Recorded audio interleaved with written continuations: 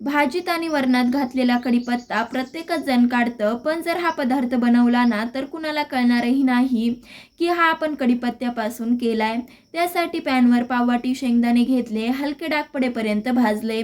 नंतर ह्यामध्ये पावच वाटी तीळ घालायचेत. हलके तीळ उडायला लागले की लगेचच आपल्याला ह्यामध्ये पाववाटी सुक्या खोबऱ्याचा कीस घालून 2 ते 3 मिनिटं भाजून घ्यायचंय. आता हे भाजलेलं साहित्य थोड्या वेळासाठी थंड होऊ द्यायचंय. त्याच पॅनवर 1 वाटी कढीपत्ता घातला, हलकासा भाजून घेतल्यावर 1 चमचा तेल घालून कढीपत्ता कुरकुरीत होईपर्यंत भाजून घ्यायचा आहे.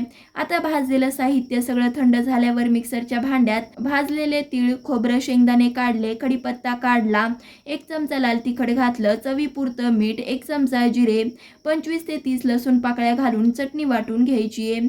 पौष्टिक अशी कढीपत्त्याची चटणी तयार झाली. आवडलं तर लाईक, शेअर, सबस्क्राईब करायला विसरू नका. धन्यवाद.